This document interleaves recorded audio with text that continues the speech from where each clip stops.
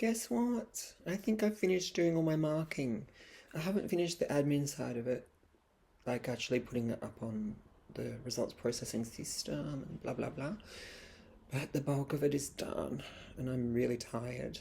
But I wanted to talk in this video about my writing, which I'm trying to get back to now with the help of my former creative writing teacher when I was doing creative writing at Curtin when I still lived in Perth. So that goes back decades, and some of the poems go back decades. But most pointedly, we're trying to see if an extract from the novella that I wrote also decades ago. The novella is tentatively called Missing Persons, but the extract is called Ossuary, Ossuary, or however you want to say it. You know, collection of bones. And it's pretty stunning in her words. And we're thinking of entering it into a novella comp, which can lead to a contract. So more on that later.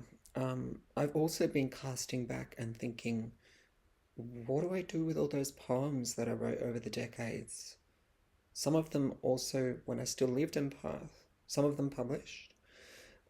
So I have a manuscript that's called Evictions. The other possible title is Stone Bitter Stories.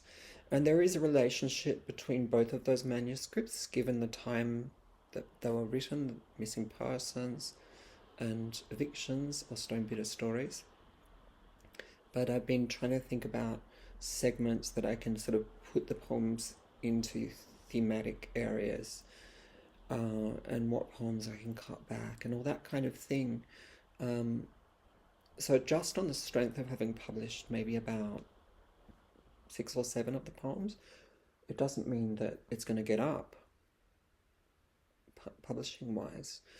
I will have to make a concerted effort because I'm so remiss with doing anything with my own writing to actually get quite a lot of it out there so that that supports its journey, potential journey as a publishable book.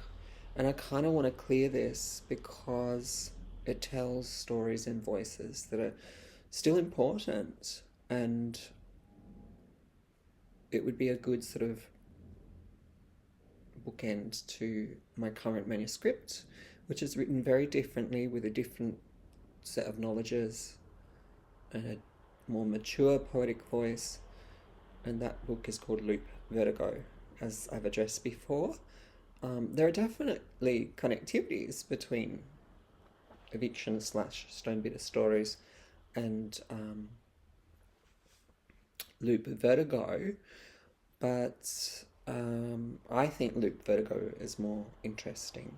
That's just my opinion, but that often happens as well when it's writing that you've most recently done and where you're trying to do something poetically that is a bit more deliberate. So Vertigo, if it ever sees the light of day, including me actually bothering to send out some of the poems to journals, right? Yeah, I have to be my own manager. It's much more sophisticated theoretically. So it's not just theory. I mean, I think that poetry is a valid form of theorizing, right? Not in the way in which we do in the social sciences or the sciences more generally, but that doesn't mean that it isn't a form of theorizing.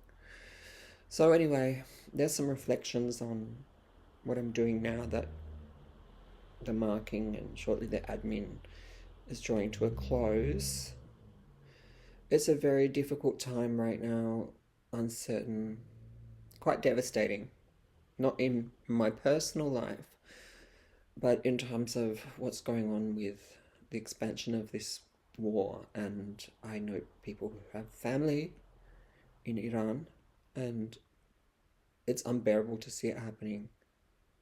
They're killing poets as well, just as they did in Gaza, or are in Gaza.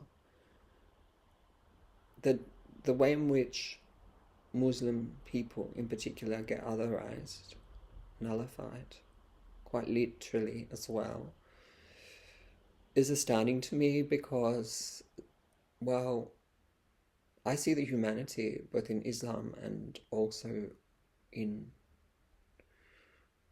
those who express their faith, people who are loved ones of mine, and knowing exactly that there's such beautiful and caring people, not only poets that are affected, but also doctors, bakers, school teachers, children, nurses, scientists, families. I can't write poetry about this. But when will the accountancy be made? It's devastating.